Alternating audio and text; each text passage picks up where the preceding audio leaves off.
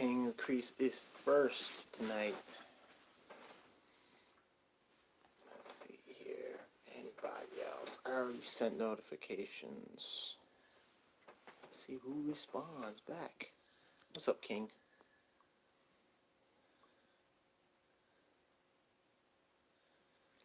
What's up, Jeff Cardi? What's going on? You.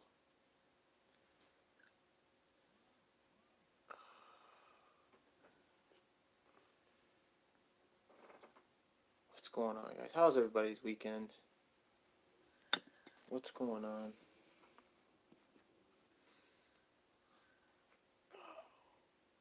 Hold on, my tablet is bugging out. Why?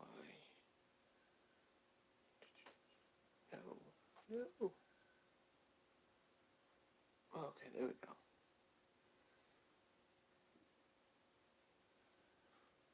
It's so odd. So what's going on? You guys seen Vince's TTR this Friday? It was awesome.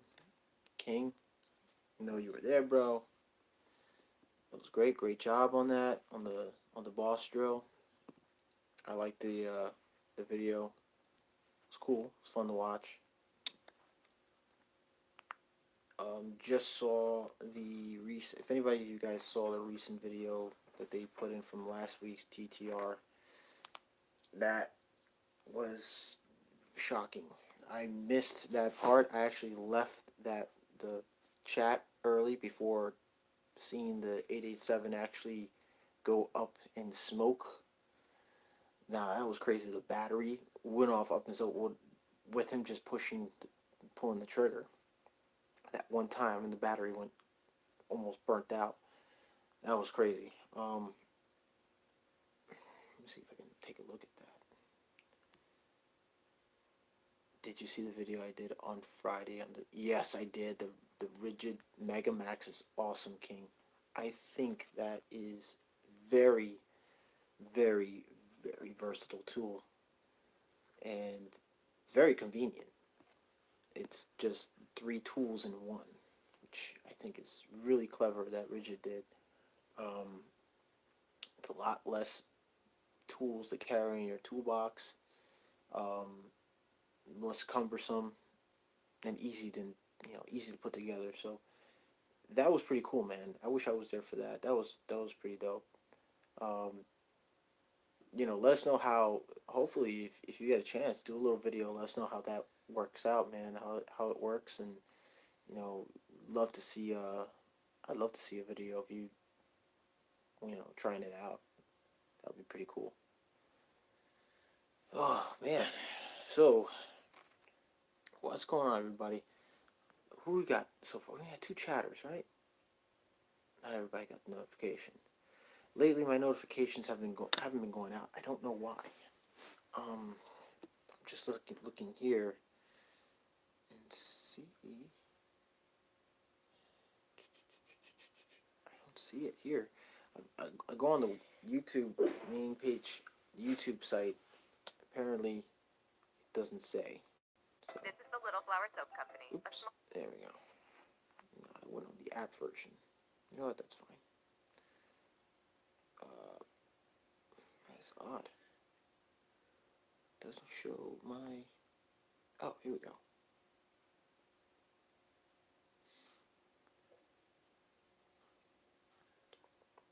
I like to see everyone's comments. There we go. That's better. Lately, I'm having trouble with this. Usually I do my live streams on my phone, so you probably need more subs for notifications to go out. Probably, but lately my notifications on my videos have been going out, and some of my live streams, but lately my live streams have not been going out, which is odd. Let's see here. Let's see on my channel. Let's see if. Uh-oh, I got a warp spot on my. Yep, I got a warp spot right on my tablet. Found it just by laying it down flat. Nope, that's old. Okay, so I got 3 people watching. Awesome. Alright, so what's going on, King? How's your weekend so far? Jeff Cardi, let me know. What's going on? a lot of people watching the football game now. Oh, that's right, bro. I haven't been keeping up at all. So yeah, lately they've been following the football game. So what's going on with the game, man? I'm totally behind on everything. Um, because lately I don't have cable, so I rely on the radio, antenna, TV, HD, whatever thingamajig that they've come up with. People who don't have satellite cable, like myself, and I used to get the games on my TV, but I don't get them. I don't get why. Service here in this part of Staten Island is kind of sucks. Patriots 7-0 now. Against the Eagles, right? Am I correct on that? Oh man, not looking good. I have questions. One, do you do residential electrical rough-ins? We do. I do actually. I've done electrical rough-ins. Renaissance Man. Um, but it's very rare. It's once in a while, whenever I get called to do a rough-in, you know, it's it's very speedy. It's not. It's mostly like a couple of like high-rise residential apartments. They got out the whole apartment, and they just basically renovate the apartment again.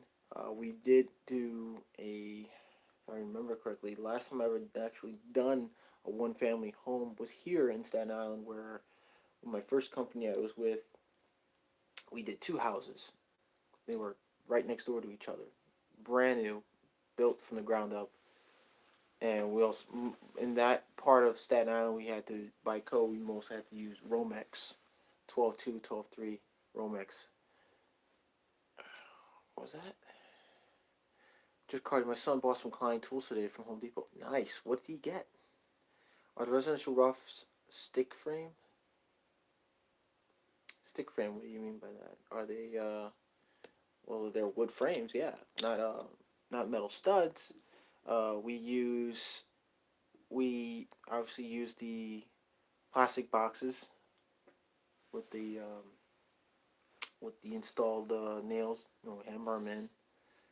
We get our measurements. What type of obviously we use like 1/2 inch to or 5/8 sheetrock, depending on the location of the house, and like a bathroom or a laundry room, or if they're doing soundproofing in one room, one part of the house, we would have to use much deeper boxes and just basically just do our installs. Nail it. Perfect. What do you? Renaissance Smith is perfect. What do you do and your company use to make holes? Oops, sorry. Make holes for the wire. We have we use hole saws. We do use some what's it called? Lennox hole saws, like 3/4. We used from 3/4 to 1 inch, and most of the time I like to use a whole hog. We have a whole hog, and once in a while we'll use a whole hog. Um, Only through wood. We don't. It's we A lot of the guys don't like to use it on metal. Not sure why. I can use it on metal. It's you know, it's like just using a regular hole saw on your drill, only that you're holding it with two hands. Um, but yeah, we use that, but mostly like we use our 12-volt drills, or we use the M18s, the 18 volts or the 20 volts.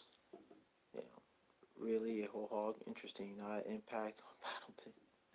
Now we mostly not paddle bits. We have hole saws, actual hole saws with the arbors and the pilot bits. We use those. We'll use also they have these heavy duty um what is it, like a thick 1/8 of an inch thicker than your normal hole saw. I can't remember the name of it. It's not from Milwaukee or from, I think it's from what's it called, ITM, like another brand, cheap brand, whatever, but pretty good. What's up, everybody? John Remick, King of the Crease. What's going on, Jason Bobila? Well, the only time I actually use a paddle bit with my Daredevils is if I'm just running like fire alarm, low voltage wiring, or if I'm just running one circuit, not multiple circuits, like a switch to a light fixture in a laundry room. The only time I use it, or if we don't have the proper size actual hole saw with arbor, we'll go with like an inch and a quarter or a half inch or an inch and an eighth, paddle bit. So that's only push come to shove situations. What's going on here? Yo, Baby like Henry says, "Hey Jason, everybody saying hi. What's up? What's up?" So Jeff, what tool did your son get at Home Depot? What Klein tool or Klein tools did he purchase? I want to know, man. Sounds interesting. You know me. That's the reason why I'm called Klein guy. I like Klein tools myself. Okay. You hear that? You hear that? Sounds like it's like right by my AC. Exactly. An emergency when you don't have the right tool for the job. Interesting. Thanks for the info. Hey man, you use what you got. You know what I'm saying? That's what I would sometimes live by. If you gotta improvise, you gotta improvise. Use a paddle bit. Um, Now I know Ren Man might be really upset. It's been a while since seen you on the live chat, Renaissance Man. But if I don't know if it's true, if you're upset about the whole DeWalt 887 thing, and if you saw the video, don't worry about it, man. I'm pretty sure eventually DeWalt's gonna improve the 887. Eventually, they're not saying anything now. I actually went on their website not too long ago, a couple days ago, and made a comment about it. They never commented back, but I'm pretty sure they're in the works of probably, improving the drill. And a shame they don't recall it when they should. Normally, protocol when a company brings out their product and there's an issue, they do a whole massive recall and they improve. They fix or improve the drill itself or the equipment. Jeff Carter says, "Hey, he bought a Tester 9-in-1. Tester 9-in-1. Tester 9-in-1. What type of tester? It was like a multimeter. Did he buy a tough multimeter from Klein, or did he buy like a 9-in-1 hand tool? A little more specifics would be nice, but let me know. Throw on a chat there. Lennox has some great hole saws. Yes, Jason Bill. Lennox, I personally would go with Lennox hole saws. Lennox blades, they're awesome. Sawzall blades, they're expensive, but they're great. I believe they make great blades, great hole saws, great blades. I have their catalog too. They're awesome. Hey, what the hell you guys are saying about the 40 you say you gave me? Don't worry, Pop. She's gonna give it to you soon. Don't worry. Renaissance Man says not upset, just tired of talking to a group with a with an agenda. Renaissance Man says I concur.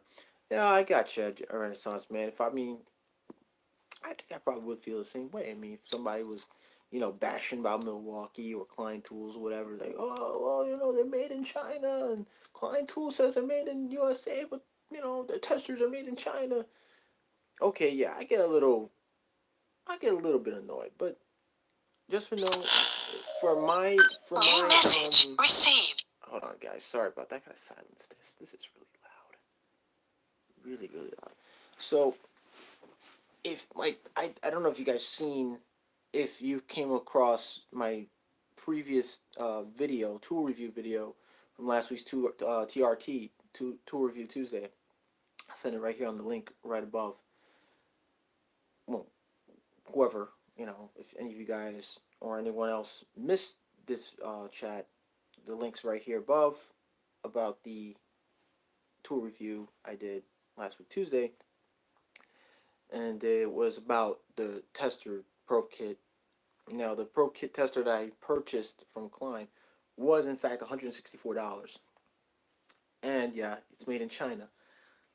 But my opinion about that is anything you buy from a product like Milwaukee, DeWalt, or Ryobi, or Bosch, Klein Tools, not Channel Lock, because Channel Locks, most of their tools are made in USA, but all the other main brand tools, they'll have some of their equipment and product made in China because they probably don't have the resources at the time to make them, or their R&D department here in the States to do it. They have an outsource in a different country like India or China or Japan or Korea. You know, they'll have a group of engineers to do that for them. And yeah, it's designed and made in China or in Japan or whatever. Do a new pair of glasses one you got on looks salvage. Yeah, I know. I know. I'll get them soon. But yeah, it just depends. Like you can't judge a tool and say, "Oh my God, it's cheap, it's crap, it's made in China." Personally, I have tools that are made in China, and yeah, Milwaukee they do have some tools made in China, or they'll even say professionally made in China. It just all depends how you use it and how you take care of it. And if you take care of it and you basically just take care of it long enough for it to keep working, you got yourself a pretty cool, outstanding, reliable tool. If an Bureau says an air conditioner motor compressor unit consumes 8,500 volts amperes of power at a line voltage of 240 volts, then the minimum total circuit capacity. I don't know what you're saying there, buddy. Are you asking that as a question, or you want that to be solved, or what's up, Weiro? 91 screwdriver. The tester is to see if the wires are hot. Oh, okay. So you're okay, Jeff Cardi. Let me answer that question for you. Okay, the 91 screwdriver. Okay. Well, it all depends. They have multiple 9-in-1s or one or two 9-in-1s. Now, if you're talking about like nut driver or the heavy duty 9-in-1, put it out there. But the testers to check for hot for to see if the wires are hot. Now the tester you might maybe think it's either the pen tester, the non or aka non voltage contact tester. Um, Gosh, I wish I had mine with me so I could show you what I mean. But yeah, it's basically like a little pen, and it lights up at the tip of it like red or blue. They have the first model 9-in-1 volt, the non voltage contact tester, which has a black pen clip. And then they have the dual range non voltage contact tester, which senses low voltage and line voltage, or high voltage line voltage. Then they have the the NCVT 3, which is a flashlight and a voltage tester for both low and high voltage. And they have another one after that. It's like a laser pointer with infrared. It has an infrared temperature. It senses temperature and checks for you know live wire and such. So it could be either one of those. Renaissance says, "Yo, Wiro." Wiro says, "Hey, King." Wiro, Webman. Wiro says, "Busting ball. Don't answer it." Okay. All right, Wiro. No, no, I appreciate that. You threw in a little question. I'm actually gonna copy that and use it. Maybe use it as a little problem. I have a friend of mine who I went to school with, and he's still sort of, you know, he's getting there. He hasn't done electrical work in a while, and he's still trying to understand it, and I'm trying to get him to know his calculations and stuff. But that's a good question, so I'm gonna actually copy and paste that and maybe test it on him. Jason Bailey says the Klein pen tester works great. Yeah, man, it's a beast. It's awesome.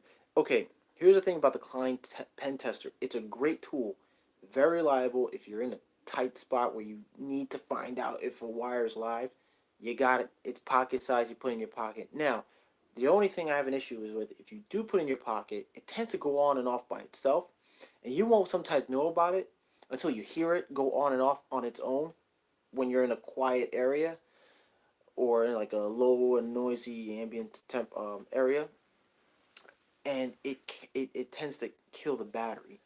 So I'm hoping Klein later down the road will design a pen tester that won't kill your battery. Their first pen tester had a button in the back on the top part where the pen clip stands. I love that. Now they put it near the point, near the tip end. It's a little problematic because you're putting it there. You're gonna have it keep going on and off. It's a little bit annoying. So what I tend to do is I have exterior loops on my work pants, and I leave them out, just hook onto the loop, and that's it. So that way it doesn't get pushed on. So it conserves the battery, and it gets quite annoying after you put it in your pocket, your front pocket, and it tends to go on and off. For some reason, the button gets pushed. It's annoying, and Klein really needs to like really go back to their first design of putting the button in the back of the pen tester, which is more convenient. It's less of a nuisance of pushing the button. You avoid getting the button pushed on when it's halfway in your pocket. So that takes care of that, in my opinion, on that one. Whereas Smith says, take care of a tool. Nonsense. I throw 3-inch paddle bits on my impact. And when it gets hot, I keep running. Isn't that what everyone does then when it blows, I call it junk? Well, here's the thing, Restless. I'm not technically referring to a power tool. I'm referring like hand tools in general, or like testing equipment. So if you have like I was just explaining to Jeff Cardy and Jason Beal about the pen testers. Some of their products, like Klein Tools, some of their products are made in China.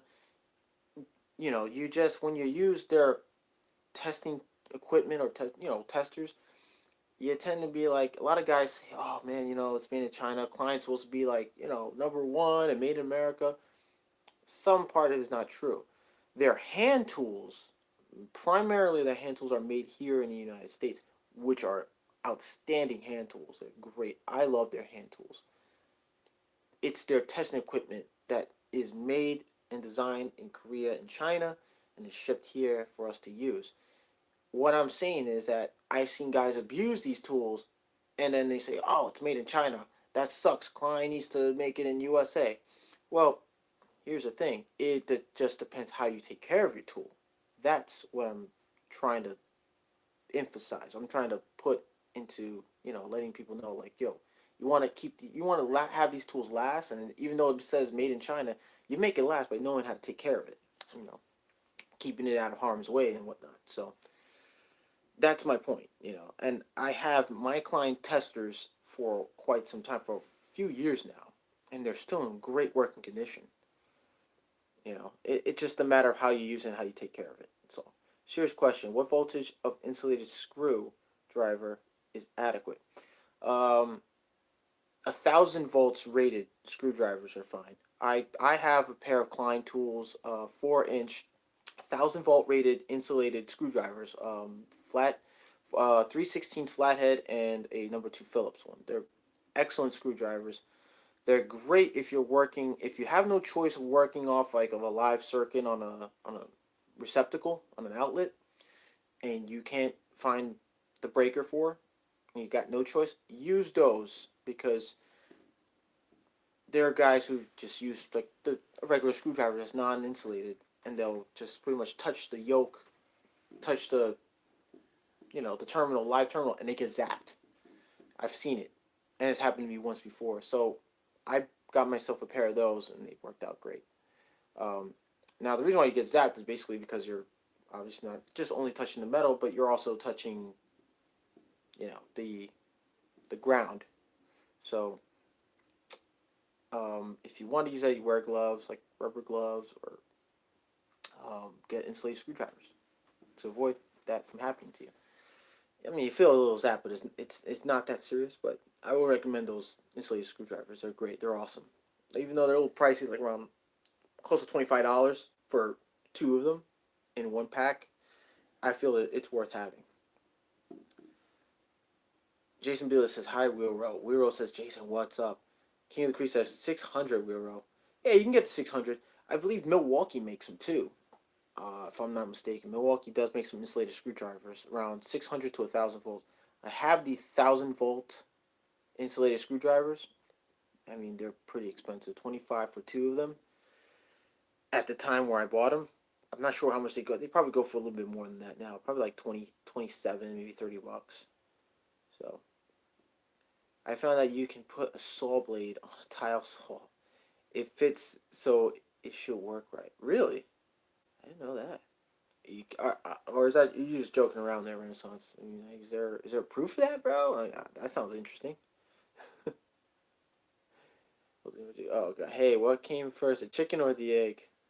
I'd say the chicken, because then you can't have the egg if you don't have the if you don't have the chicken, then you don't get the egg. That's my opinion. King of the Creases. I bought the 1,000 volt from Milwaukee. Wow. Yes, they do make. They make both. You're right. They no. Now I remember they do make the 600 volt and the 1,000 volt.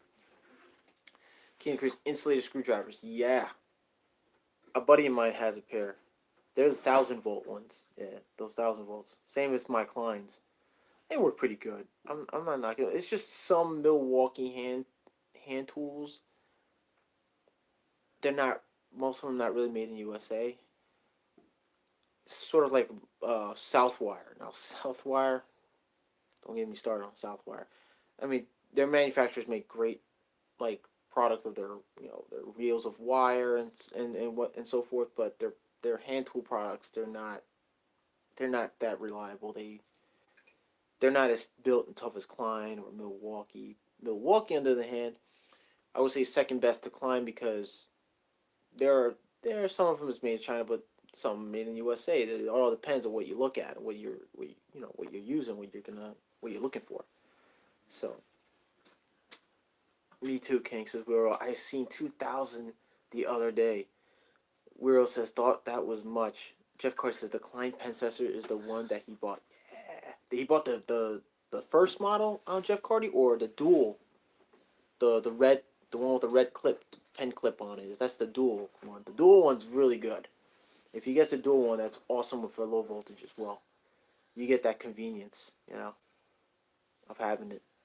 King of the Creek says there was another video on YouTube today where these two guys copied VCG's TTR show and smoked another 887. Whoa!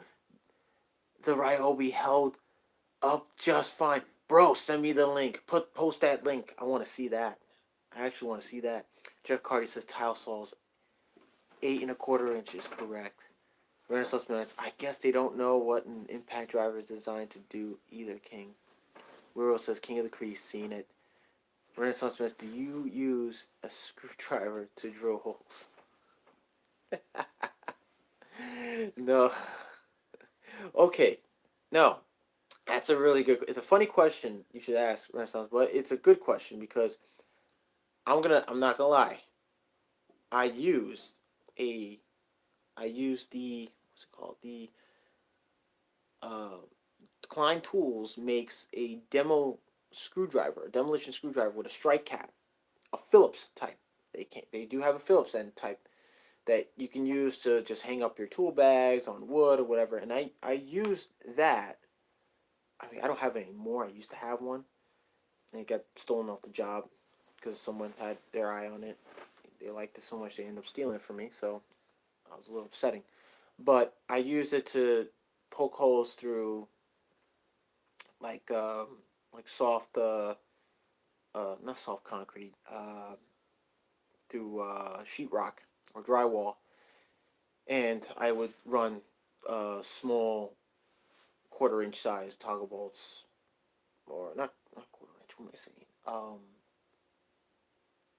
1/4 inch size holes for plastic conical screws, or we call them blues and screws. I mean the conical screw is blue, and the screws are just regular Parker screws. That we used to mount them with. So I would use that because it's basically the circumference of it is almost like a 1/4 inch or so. So it's not just VCG that points out the 87 volts, says King of the Crease. Oh. Renaissance Man, someone do a Google search and see what an impact driver is designed to do. It's easy. I even did it. We all saw the video that Vince posted on what the purpose of impact driver, and yes, you're right. But if you see that over time, Redman, over the years now, the impact driver, when it first came out, that was the meaning of it. Now they're designing them to be more heavy duty. They're being more useful than more than just putting in screws. They're making them impact rated for hole saws, for paddle bits, for hammer drill bits, masonry bits. They're designing them to be more tougher, and they're increasing the RPMs, they're increasing the impacts per minute because they're designing it for that purpose, for the convenience of the tradesman. So even though, yeah, the meaning is that's what the meaning is for, eventually they're gonna change that meaning. They're gonna start sooner or later. They're gonna implement an additional meaning for it as well. So you can go with that, but you got to look at it design wise and engineering wise. Over the years, they're improving the impact drivers and what they're going to be used for today. What the tradesman demands are in the field. So tradesman comes and says, okay, it can screw in screws, no problem through like concrete and whatever. We want to do more. So they get our personal opinions and they implement that in their next design. So, you know, I mean, but hey, you want to go with the definition? I have no problem with the definition, bro. I have no problem with it. And I would totally agree with that's what it's used for. But times are changing. The demand is changing as well. So eventually, the meaning of an impact driver is going to change sooner rather than later, or maybe later. Who knows? Kings Grease says Wheelrow. They denied they ever saw TTR and claimed the tests they did were original. Oh man. Oh boy. Wheelrow.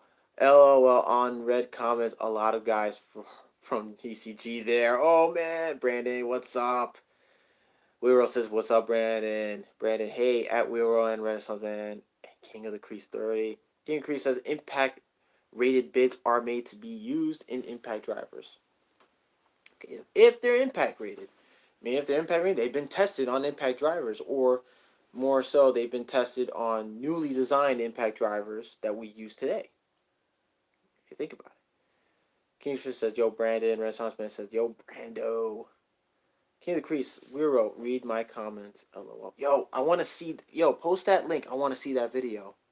Let me. Actually, I got my tablet here. Let me see. Let's see. Hold on. I want to see that video. What? Who's the guy we're talking about here? I really try not to use paddle bits in my impact to choose things up. That's true. It depends on what type of paddle.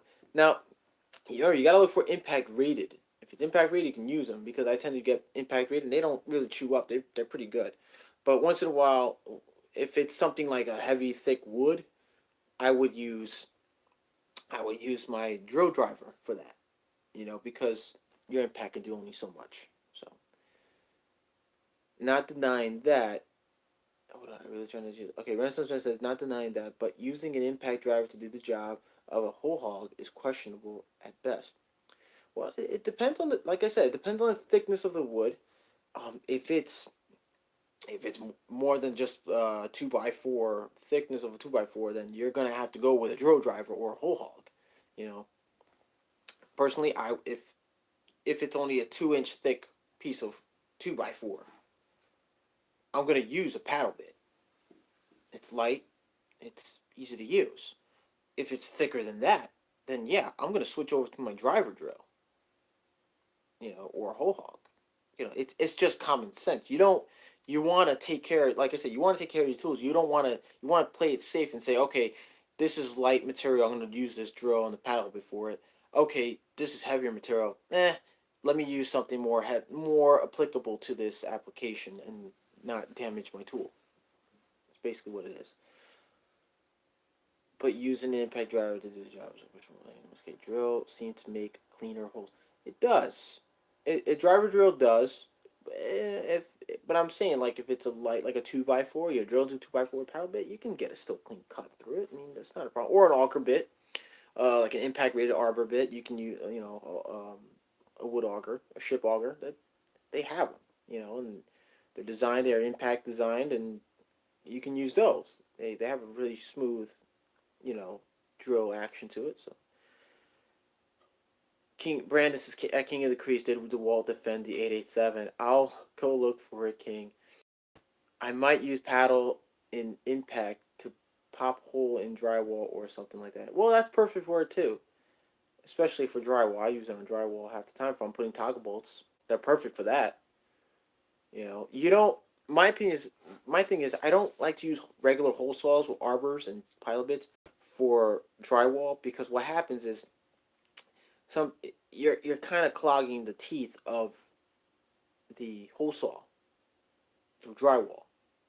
If you get what I'm saying, like you got teeth in the hole saw, so you're over time as you're using, you're basically compacting more and more of the sheetrock compound in between the teeth, and it's harder to drill through metal with it.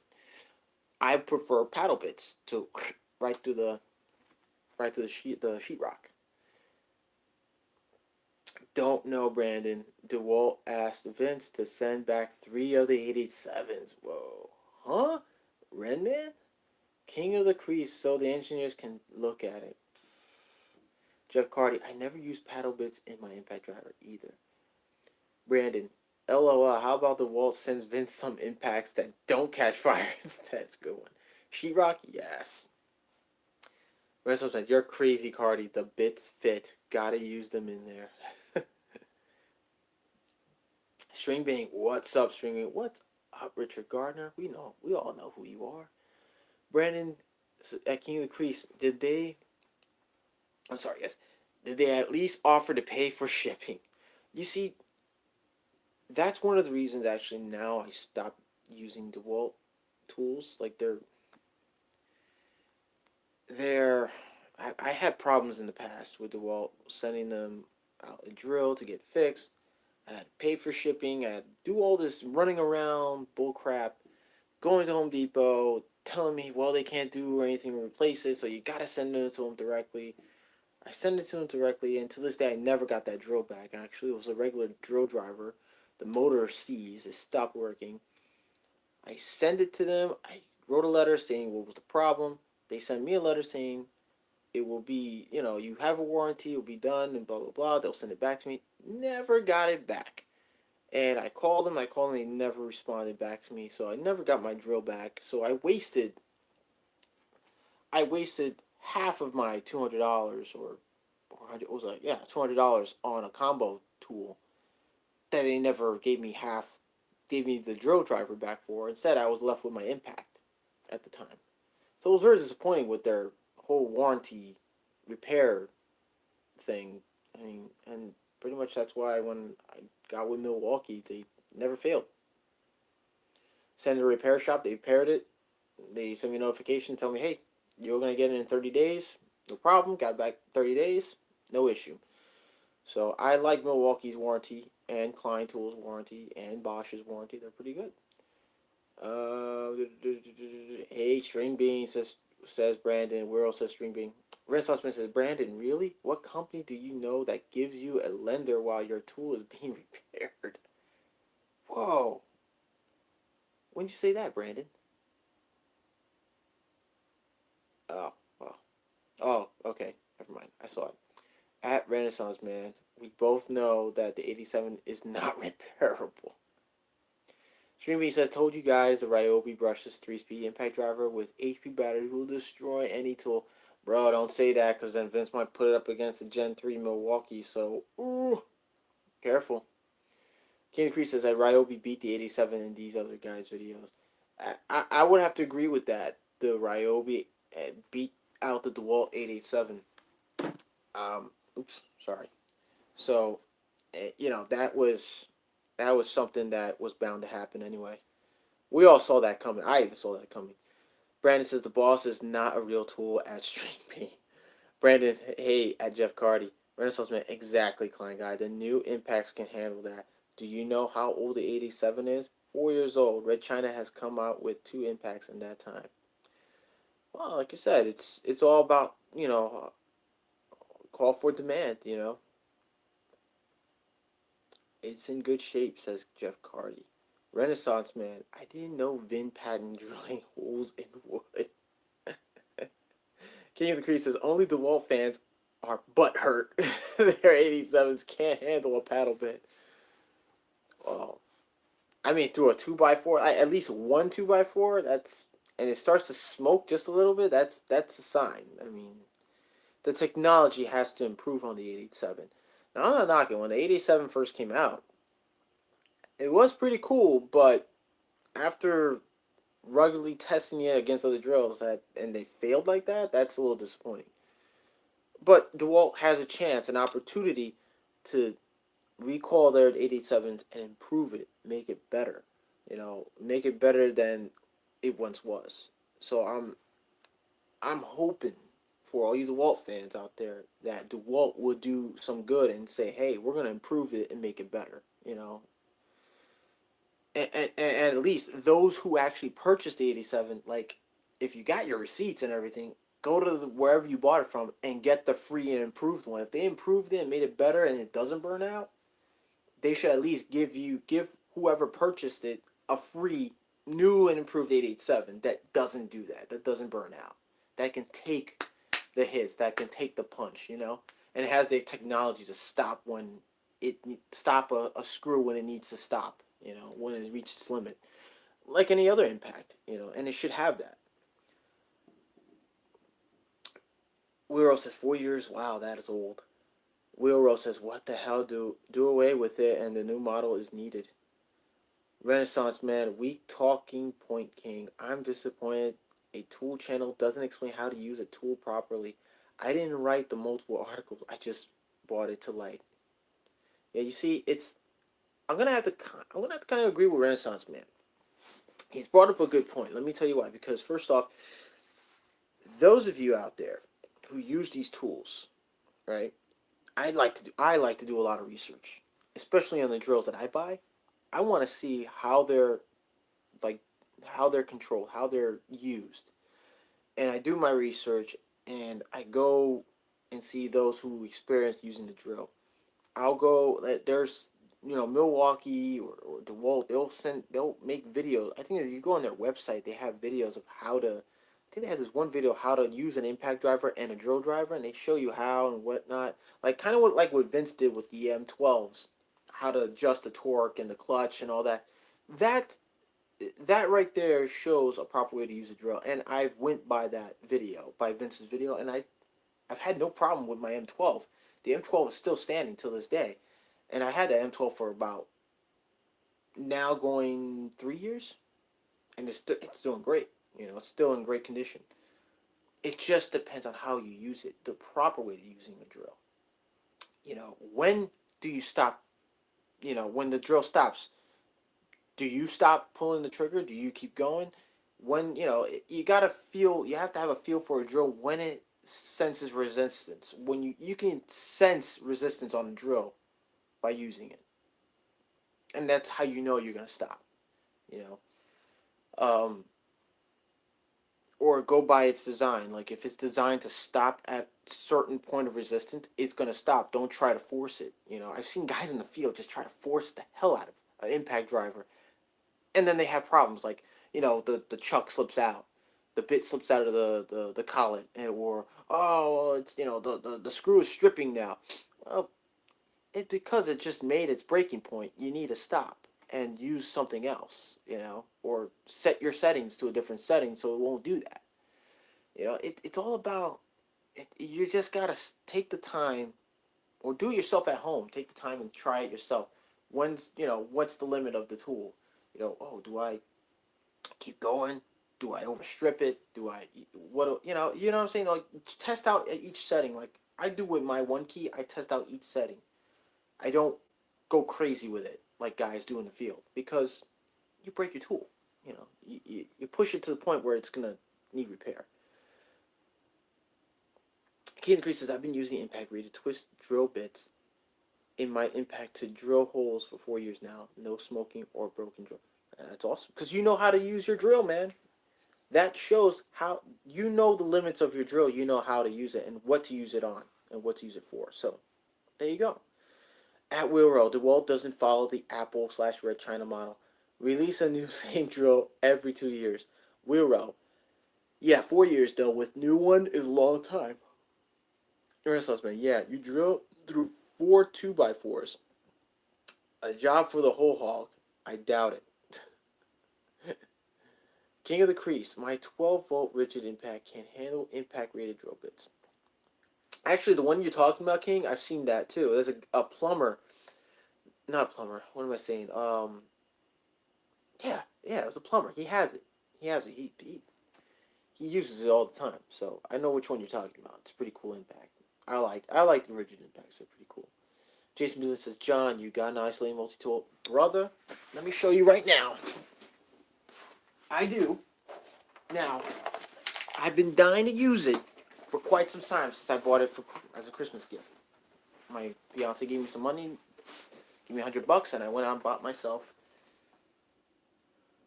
the multi tool. So I do have it.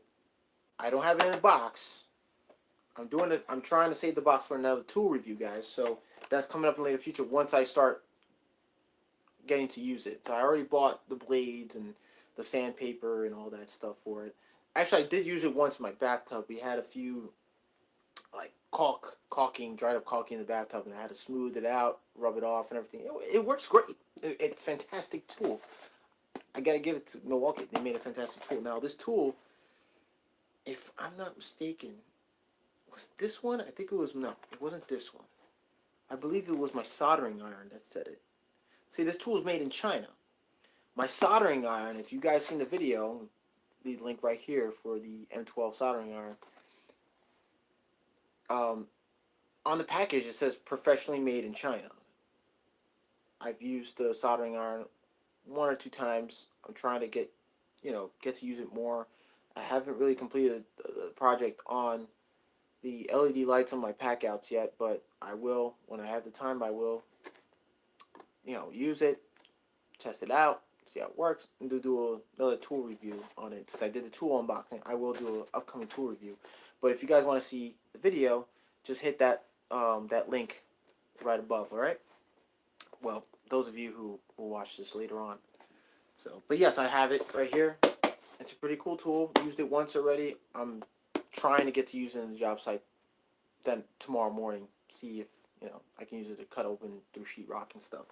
So I'm definitely gonna be using it when I get a chance. When it's more opportune. Hey, Jason, again, never answers the question. Likes to chatter, never answers. You drill to 2 by 4 with your impact driver. How long does it take to pit the for you to get your bit out? Not long. It was pretty quick. It's pretty quick. About, if I have to guess, drilling through, I'd say maybe 5 seconds, maybe 4. Coming out, like less than 2 seconds.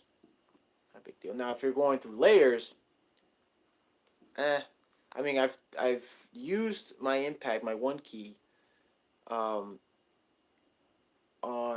really, I think it was 8 inch by 8 inch by 10 feet, 8 inch by 8 inch thick, 10 foot joists at the hotel gig I was on, and I was drilling through each and every joist to make holes for the fire alarm. And that took quite a while, but the spacing, I believe they were every 6 inches apart. Not every 6 inches. The spacing between was at least 4, maybe 5 inches of space, like this much. So I had to go in an angle as I worked in, the drill. I would go up the angle, and as I drilled, I would angle my drill and then go through the joist. So it took some time. At times I would have to use extension bits to extend through because the paddle bit would come up a bit too short because some of the thickness would be either the thickness would be thicker or sometimes a little thinner than most joists going across. But it was old timber wood that they used to hold the floors and to keep the floors and stable. So yeah, but it took quite a while. I'd say for one room the drill just I think I drilled maybe about 10 holes, 15 holes. It took me about like 10 minutes. really. So it was 2 minutes per hole. Okay, so Jason Bill says get the Q-bit single and double gang box cutter for the oscillating tool to do cutouts in drywall. Okay, hey, I'll take that to consideration, Jason. Thank you. Jason B, I seen those. Says Wilro, $20. Wilro says Amazon, Jason. Jason Babila says Wilro, those Q-bits worked great, clean cuts. Amazon or eBay, he says. Brandon, I like the Walt, but man, that 87's crap. When the Boss Impact does better in TTR, that's pretty bad. Yeesh. Telling me, Brandon, you sure are. Jason Business says $45 for a single game box, but there are different qubit saws for different type boxes. Hmm, interesting. I'll check it out. I want to check that out right now. But actually, I want to see that video of the 887. Hold on. 887 fail. Let's see. DeWalt 887 fail. Let's see if there's any other videos. Oh, found one. Smoky failure from Throttle Dave, who posted 10 months ago. It's a 35-second video. Let's see. This drill has reached its last. Oh, he's using the auger bit. Impact auger from box, I believe. Oh! Bro, it's smoking. It is smoking. Look at that. Oh! Do a 2x4. Oh! You gotta be kidding me. What? Yo, it's still smoking. It's still smoking. Oh, man, that sucks. That sucks. Yeah, DeWalt, you guys gotta improve that. You really do. Impact driver, old versus new. Okay. Well, Sparky channel, if any of you guys heard, there's another electrician like myself. His name is it's called Sparky Channel, or Sparky Channel Productions. He's a YouTube creator. He's got over, I don't know, like thousands of subscribers. I believe it's 8. Let me see. Hi, this is Bill for SparkyChannel.com. His name is Bill. Today I'm going to compare and contrast two of... He did a comparison of the 887 against the One Key Impact from Milwaukee. And yeah, the 87 beat that Milwaukee, but he did a side-by-side video, but he didn't run those drills as hard. And apparently when I watched the video, it didn't smoke. So I'm guessing that's when it first came out and didn't have that issue. So I guess he didn't come across the issue probably till later on. Maybe, I don't know. Or he just didn't push it that hard. But this guy has 132,000 subscribers. So check out Sparky Channel on YouTube. He's got some great videos. I'm another big fan of his because he's also an electrician. He's very good at what he does, and he does these comparable videos of like tools, impact drivers, drill drivers, hand tools, sawzalls. He just did the fuel sawzall. I believe it's the M18 versus the original M18 brushed against the fuel brushless sawzall. Awesome. He also did a comparison with DeWalt versus Milwaukee. I think he did one with DeWalt versus Makita. He has a great channel. Check him out and subscribe to his channel. I think he has a really great channel. You guys should check him out. If you have any electrical questions, he'll answer for you as well. He's got a bit more experience than I do, but there may be some things he may or may not have answers for, but he'll answer in the best of his knowledge. Let's see. Will says, I beat the snot out of the M12 and M18 and no issues. 8 years. That's why I stick with them. If the brand you choose works for you, then roll with it. To each his own. There you go, Will. That's it. Brandon says true. Brandon says, Brandon, I agree. DeWalt needs more indestructible impact drivers. But when using an impact for what it was designed for, driving screws and large fasteners, the 87 doesn't explode. That's my point. Well, the thing is, like I said earlier, they're making impact drivers more and more sophisticated and more a little bit more durable than their predecessors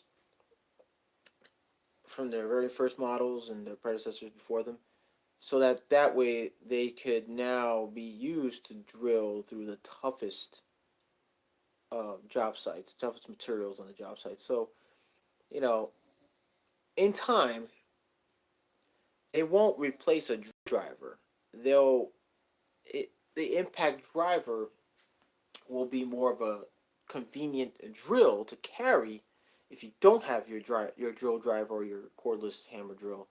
It'll do those things for the application or the job you need to get done. So eventually the technology will improve over time. So Renman, that's true, says we were all very true, Renaissance Man. I would not use an impact for paddle bits.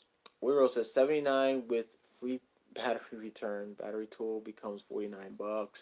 King of the Crease says not true, Renaissance. Klein guy John said he saw someone using an 87 driving screws and yes, that is true. It was a tin knocker, duck guy. They were putting in, and I'm pretty sure King, you've seen how duck guys would they'll use pieces of duck strap or make their own shift straps to make 90 straps, strap the corners, and then strap it up to the ceiling, or they use Kindorf or Unistrut to mount their, you know. But I've seen him just drill self tappers, 516 self tappers, boom, boom, constantly, boom. Okay, next one, boom, next one, boom, and at some point, I think towards halfway, we all just turned around and started seeing smoke. Like we smelled something burning, like burnt wire or something. And I turned around, I see all this cloud of smoke, and I'm like, "Yo, where's this cloud of smoke coming from?" So I see the guy on the ladder. I look over, and I'm like, he's his drill. He's just still pressing on drill, and it's stopping, and then he's forcing it. And I'm like, bro, stop drilling. Stop drilling. You're gonna have that thing melt on you. It's gonna explode up. He comes down and he goes, "This effing drill, man. I just got it. Just got it last week. Blah blah blah." And I looked at it. I said, "Oh, let me see." And sure enough, DCF 887. I said, "Bro, that's the problem. It's just a poorly designed drill." So, I mean, it sucked, man. It was. I felt kind of bad for the guy. He had like a lot of DeWalt tools. He was the DeWalt freak like yourself, Ren Man, but he was very disappointed, and he ended up going back to the Home Depot, which is down the street in the city, and I guess he got a new one or maybe an older model, or I don't know. I don't know if he ever got either replaced or got an older model to replace it or his money back. Not sure, but that was disappointing. I mean, it looked new when I grabbed it from him. I took it from him. I was like, dude, this thing's done. Luckily the battery didn't blow up in front of me either, so that was a good thing. It's scary. Jeff Carty says, "I love the wall drills, but the 87 scares me, so I treat it like a baby." Well, if you know how, if you use it for the intended purpose of just driving screws or just making minor holes, then use it, brother. As long as it doesn't burn out on you, that easy. King still didn't answer about drilling through 4 2x4s. Well, okay, I'm sorry, man. I didn't answer that right, but actually, no, I did. I said, well, if you're drilling through 1 2x4, it's fine. If you're doing it in multiple, I personally would use a drill driver. That's it, because the drill driver will do a lot better job. It has a lot more torque, got a lot more power. You know, that's basically what you use, in my opinion. Now, when I did the TTR with Vince, did I want to use it on multiple? Like, all right, it's a Metabo. Maybe I wasn't really that comfortable with it at first, but I said, hey, it's his, this is TTR. Let's try it. Let's test it out anyway. See how it does. It's it's okay to be curious about new tools, new power tools that come out, and you want to see how hard they could, how hard you can run them and how much they can take. But if they don't burn out like the 87 does, then you got a pretty good quality tool. I mean, that's a tough tool you got there, and you got your money's worth. But The 887, I mean, for that to just go easily after the first 2x4 to go into personally, if I had no choice, yes, I would use an impact driver and a paddle bit to drill through maybe 2 or 3, but not for it to burn out like halfway or at least in the beginning of the second 2x4. I mean, it's not what you want to see. It's not what you want to feel on the drill. So, but to answer your question, Red Man, yes, I personally would use, if I was going to 4 2x4s, I would just use a driver drill. I mean, it could do the job, you know. Yeah, you can start it off with an impact for the first 2x4, and then the rest with a driver drill, just to play it safe. You don't want to damage your impact because that's your baby. That's what helps you more productive on your job. I paid $400 for the Kiss of Jeff Carty. Brandon says that Renaissance Man, if DeWalt doesn't have the ability to design new impact right now, maybe they should just rebrand the Craftsman. Ooh, it's a little insult, don't you think? King of the Creek says it can handle the 2x4s, no problem. What's up, Demon? How you doing, brother? How's your weekend going? Renaissance Man says, at Carty, your tool, your call. I use stubby ship auger bits to drill larger holes. I don't know why paddle bits have become the benchmark for marking holes. Okay. Yes, that too, by the way. Auger bits, ship augers are really good too for thicker wood or thicker layers of 2x4. I have to agree with Renaissance Man on that too. I do have 1 or 2 stubbies, 1/2 inch and 3/4, so they're useful when the time comes of using it, when you need them. So, but I would agree, yes, those are meant for much thicker wood or layers of wood. 4 stacked 2x4s, not 1 king. 4. Yo, every time I see Jeff Carty, I feel like saying Jeff Hardy. You know that's funny because I almost said that, Demon. The first time I saw Jeff Carty's name, I said Jeff no, Carty. I was like, whoa, it just kind of reminded me of WWE days. So those were great times, man. Hardy boys are awesome. King of the Free, King of the Creek says 4 all day, bro. King of the Creek's Milwaukee and Rigid handle it. I mean, the truth is in the video. I don't know what to tell you, Ren. But, like I said, personally, I would run a driver drill. I'm not too keen on running an impact unless I don't have the space.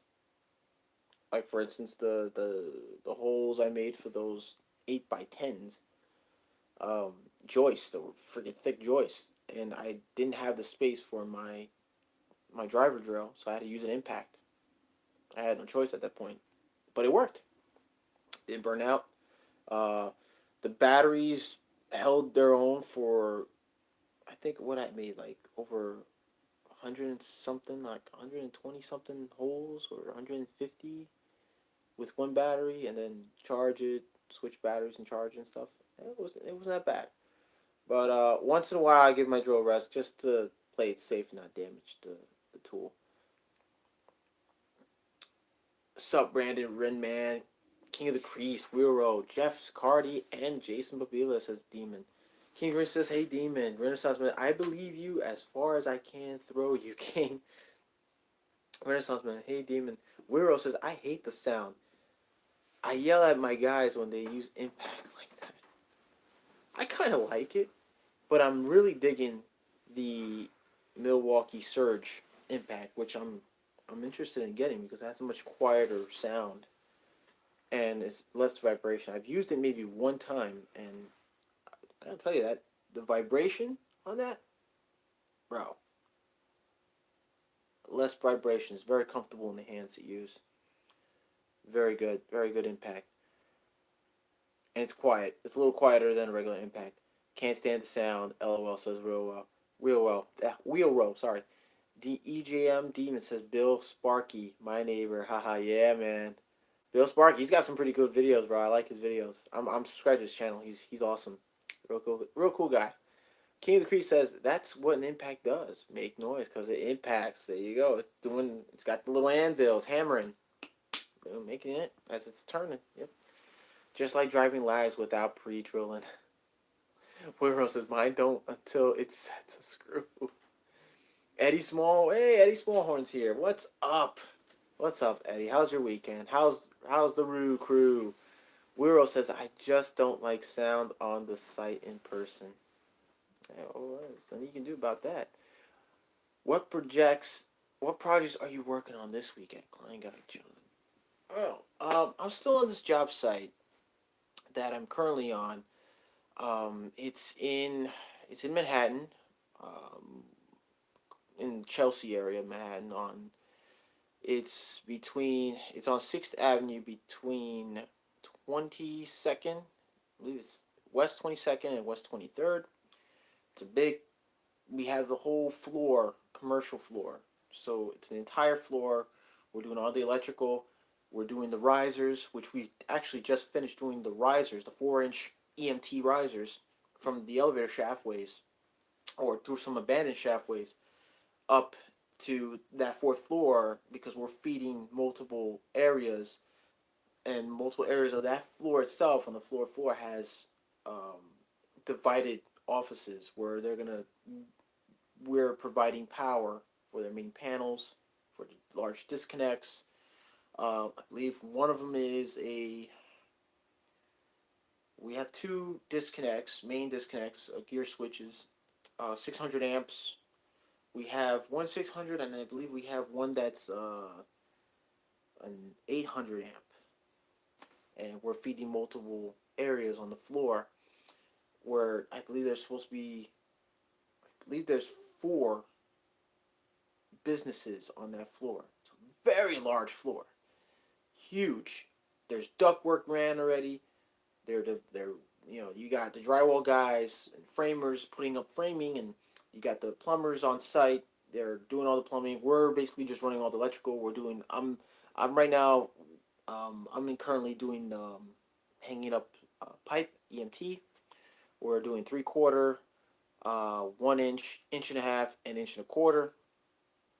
So my job there tomorrow is basically finishing up, hanging up the unistruts, putting up threaded rod, hanging them up, making sure they're plumb, strapping them. Once if they need to get bent to avoid obstacles, we do some pipe bending. They have me do some pipe bending. It's fun. I love pipe bending. I love doing electrical EMT and rigid. It's fun work. I find it very. I enjoy it. I enjoy pipe bending. That's one of my favorite things about electrical is the pipe bending. So, and installing boxes, which is my thing. I love doing that. Everybody saying hi to Eddie. Eddie says, "Hey there, Wheelrow." Eddie Smallhorn, yo at Brandon. Eddie Smallhorn says, "Demon." Renaissance man, I use an impact driver now to drill in concrete. I sold my hammer drills. Why make all these different drills? We have a driver and a paddle pit. It's the Swiss Army knife of the 21st century. Brandon at Klein Guy John, did you go to trade school to become an electrician or through a union? I went to trade school. I attended my first trade school for HVAC, and I passed. I went to an 11-month program at Lincoln Technical Institute in Union, New Jersey. I received my certification, my universal EPA. Off from the school site, I also got, later down the road, I got my 410A certification, my preventive maintenance certification, and I also got my scaffolding, 4-hour scaffolding course, which was my most recent certification that I had to get. And for electrical, I attended Apex Technical School in Manhattan on 6th Avenue and West 19th Street. Well, they relocated. It's not there anymore. They relocated to Long Island City, Queens. And, yeah, basically I went through 8 months in that program. Finished paying off my loans there, thankfully, and within a year, which was unbelievable. Can't believe I did that in a year. I don't know how to this day, but I did it. And yeah, that's basically it. I joined. Um, I joined my first company that was based here in Staten Island. They were non-union. A few years back, learned a little bit of history about them. They were Local 3 years back, but they got out of it, from what I was told, because they wanted to basically go on their own, and they did. They did pretty well, and they went back to being part of a union, a different union, Local 363, which is the United Service Workers Union, the USWU. I joined the union with that company that I was with. Um, didn't stay with the company. After we joined the union, I got laid off. They let me go 2 weeks after we were all officially in, and I ended up going with another company based in Long Island City, and still with them almost about a year. And then, well, just didn't things didn't work out. They sent me back to school. I had credentials. They didn't want them. It was kind of messed up because I felt like I wasted time at trade school, but at the same time, I kind of benefited from it. Um, I was kind of grateful because I learned some things in school that I implemented in the field, and now I'm back working for a non-union private sector, a company that's based in Harlem, in Manhattan. So been with them for now 2 years, going on three. If I'm with them by this July, it'll be 3 years. But in general, electrical wise, I'm this time now 5 years. I'm gonna be making 6 years as an electrician, and I've only been doing HVAC for 3.5 years. So there you go. That is pretty much what's done for me. So sorry if I'm rambling. King of the Crease says, Will, I just don't like the sound. Not that it's bad. Just one of those sounds makes me cringe. Jason Billy says, Eddie. I see Will, says King. I say hi to Eddie. Weirdo, nails on chalkboard. LOL. Eddie says, hey, Jason Billy. Says, what's up, Ren Man? Weirdo says, search don't impact until last few threads. In my video, I had to go slow to hear it. Oh, I gotta see that video then. Definitely gotta see the video. King of the Priest. See, there you go, Renaissance. 887 went down using it properly. What's the excuse now? Weirdo says, King of the Crease, get the stealth or whatever it is, you'll love it. I always get name wrong. Brandon says, Rigid Stealth Force. Demon says, dude, probably got the 87 that Vince returned. King of the Crease, now, Weirdo. I only work in commercial/industrial job sites. No need to worry about noise. Dan the Man Sonholm, what's up? Okay, so who didn't hit the like button? Come on, hit that like button. I got 8 likes. What's going on, guys? Yo, Dan, how's your weekend, bro? How's everybody's weekend? Let me know. Wiro, I forget all the time. Haha, probably a demon, says Brandon. King of Chris says, I have earplugs on the truck if it's too noisy. Well, there you go. That's what you use them for. You keep your hearing intact, so use earplugs. King of the Crease, not just for noise. The way it drives is different, man. I promise. Wiro, it will make you look at it and ponder. Good one. I like that, Wiro. That's pretty cool. King of the Crease says, Wiro, it's not as powerful as a regular impact. True, but it's useful. It's quite useful. When you're on those jobs, when you're in someone's home, and someone's next door, they don't hear the sound as much. So that's when it comes in handy. Wiro says, Dan. Renaissance Man says, hey, Solder Home. Demon says, I hate working in brand new construction job sites. Generators, air compressors, etc. You can barely communicate with coworkers.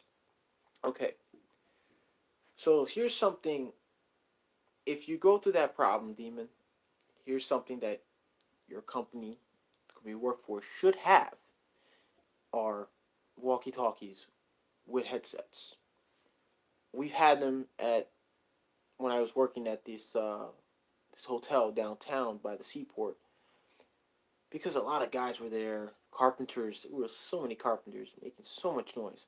We ended up getting walkie-talkies because we needed to communicate with one another. We had the earpieces, and that's how we would talk to each other, through the earpiece. We hit the button, and listen to one another, and it worked out well. It works great, you know. Try with that.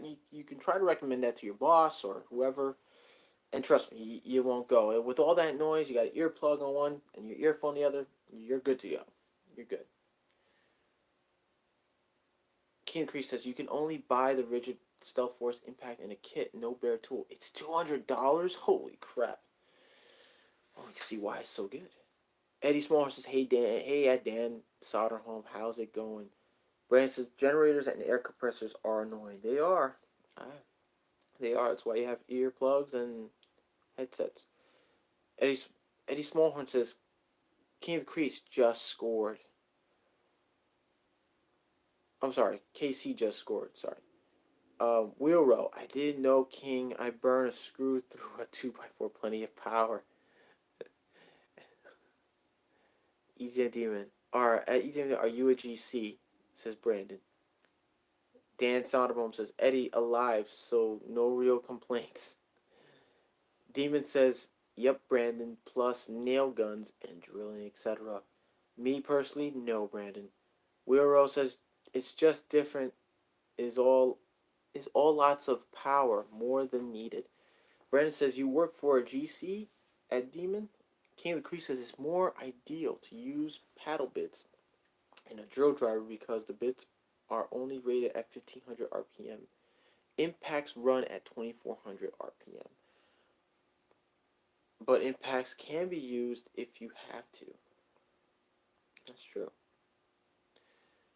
Well, that's one of the reasons why some paddle non-rated impact rated paddle bits are not used on impact drivers. So that's a good point, King. Brandon, the boss claims to run at like double that, right? At King of the Crease? King says no, Brandon. The boss had 500 impacts per minute less and was 400 RPM lower in speed, but it claimed to have 3,097 inches of pound per torque. Pound torque, okay. Wow. Well, that's what it claims, and what's the deal? What's the deal with the boss then? Why didn't do anything against Ryobi? It's a good question, too. Demon says, "Yup, Brandon, dude has a construction company, owns a lot of properties plus car washes. We build and do repairs for all his properties." Brandon, that claim is a little bit exaggerated at King of the Crease. Oh, wow. Demon says, "Always busy, Brandon." King of the Crease, "Yup, but that's why we ran it, to see what it could do." Hey, and video proves everything. Brandon says, nice at Demon. Sounds like a good job. King of the Crease, if anyone wants the boss impact, they can have it. It's at the den. Maybe. Wiro, that's cool, Demon. Wiro, King of the Crease, send it to the walls. Send it to the wall. Oh, man. Sam Smith, describe yourself in 3 words. Are you referring to me, or are you referring to everyone else in the chat? Who are you referring to, Sam Smith? Brandon, they can copy the design, LOL. Demon says, it is, Brandon. I get bonuses every year and tools. Brandon says, that's nice. King of the Creek says, hey, it got killed by the Ryobi, but it didn't burn up. Boom. There you go. He dropped the mic on that. Wheelrow, get a raise when I set up a ladder. I get a raise when I set up a ladder. Whoa. We are. I wish I could. Brandon, LOL, Wheelrow. Demon says take days off whenever, haha. But I mostly always work all year. You know, it's funny. I mostly work all year, but I take days off. I don't like a day. Maybe I take off maybe like twice a month, twice a month. That's about it. Or once. No, I would say once, twice every 2-3 months, maybe. I would say every 2 months I take off from work. Because I only get a week vacation, which kind of sucks. I kind of liked when my old company offered 2 weeks vacation, which was awesome. Let's see. Oh man, did I skip everybody? Oh, haha, Will says Demon. Brandon says, you even work weekends, Demon? Dan Soderholm says, King of the Crease, do you think it would be okay for a DIYer? Demon says, yo, Brandon, you saw my Milwaukee Packout kit on Instagram? Got for free. Haha. Wow, that's nice, Demon. Dude, if you get it for free, that's freaking awesome. Brandon says, haha, nice. King of the Crease, Demon is a rich guy, has stickers now and his own brand. I only have one brand, and that's my hat. That's my hat. I can only afford just one thing. Oh man, weekends are optional, says Demon, but I work Monday and Saturday. Dance on King of the Crease. Demon says, far from being rich, King of the Crease. Demon also says, just a regular Joe who works 6 days a week. King of the Crease, yeah, man. All that overtime on Saturdays, good for you. Demon says, gotta keep grinding for my everyday bread. Jeff Cardy, I need a Craig router table. I need a Craig router table, anyone. Okay. King of the Crease says, I hear you, Demon. Don't we all? Brandon says, thanks for sharing your story, Heckline Guy John. No problem, bro. Wiro says, thumbs up. Smash the like button, guys. Oh, anyways, guys, let's see. What we got? King of the Crease says, I go to work every day, but don't need to kill myself working 60-hour weeks anymore. Even in summer, I work 55 hours max, 35 to 40. In fall, winter, I like my weekends off. Bro, who doesn't like their weekends off, King? You're a beast, King. I love my weekends off. You know the thing that I hate sometimes is that when my job, my boss's employees in the office, they'll call me or text me and say, hey, could you, on a Sunday of all days, hey, could you do a quick service call? How am I going to do a quick service call? See, I'm thinking to myself, so he wants me to drive. He wants not drive, but he wants me to commute all the way back to Harlem for Staten Island. Pick up the van. I mean, how things work is I have to pick up the van from the shop or in the parking lot. And the valet guy has our keys. I carry a security fob with me for whichever van I use to turn off the alarm. So I go. Let's just say I go, but how do I write the receipts for the client? The clipboards are in the office, and no one's in the office because the shop is closed. What am I going to write on a piece of loose leaf? Oh, well, sorry, I don't have receipts, so here's a piece of loose leaf. You just need to sign and put your credit card number on it. No way. You know, I don't work Sundays. It's just what they don't understand. I keep telling them that. Saturdays, yes, if I am available, if I say, hey, listen, do you have anything on a Saturday, I would come in for a Saturday. Once in a while, I'll ask them. They'll tell me, no, we don't have anything Saturday. But when that Saturday comes, they say, oh, you want to do a Saturday? You want to do overtime? Well, you told me we didn't have any Saturday work, so I've already made plans. So I can't cancel my plans with my lovely fiance and my family because, that's just kind of rude. Come on. You act like I don't have a life. I have a life, people. Tell my job that. I mean, it's the last minute stuff that really irks me. That when your employer, or you ask your employer, hey, you got any work this Saturday, and they say no, and you're like, okay, cool. So, you've got plans now made for the next day, for the Saturday or the weekend, and then the next day they call you and say, hey, we need you to come in, and well, I can't, and you could have came up to me sooner rather than later. That's the one thing that irks me. I hate that. Or I would like to be approached where they'll ask me, hey, you want to come in Saturday? I'll say yes. Once in a blue moon, I'll say yes, depending on if I have nothing planned. But if I do, it's with my fiance. I don't want to ruin that. So that's the time we have to make up for, spending time together. But it's just the inconvenience of, you're asked, then, or you ask and they say no, and then they want to have you come in the next day, which makes no sense because you could have just said yes. Anyway, there you go, Brandon, says Demon. Willow says, work less, make more is the goal. That's true. I can't believe that. Mick Jambin Aglo. I'm sorry if I'm pronouncing this right. Mac Jabinalo. I'm sorry if I'm pronouncing it, bro. I'm trying here. How many cigarettes can you fit in your bum? I can fit 6. Whoa, bro. Keep it G, man. We already know what that means.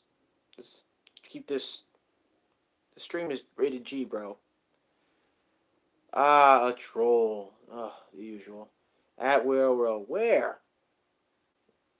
King of the Crease. I can go out on my own anytime I want. Be my own boss, but I don't want to work 7 days a week. I like Monday and Friday off. Monday through Friday. That's what you meant. Sorry. Well, Mech Jabmangalo, says Renaissance Man.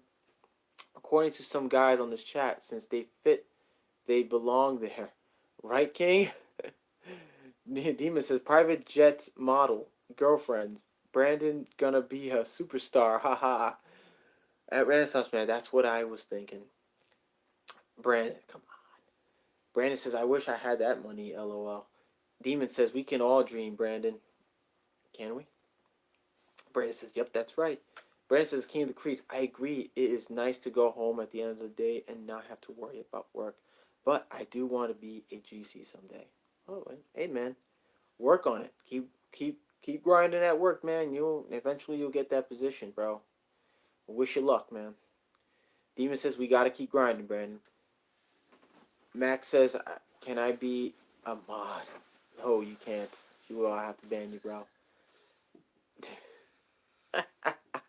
Can he be a mod? Yes, sir, he says.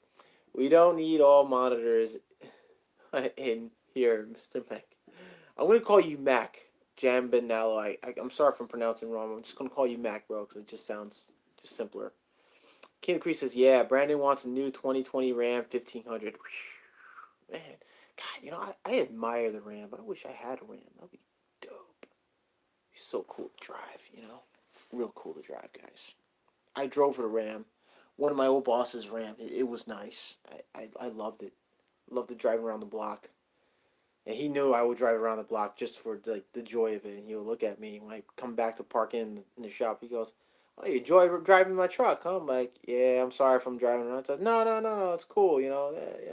I don't mind. Just don't hit nobody.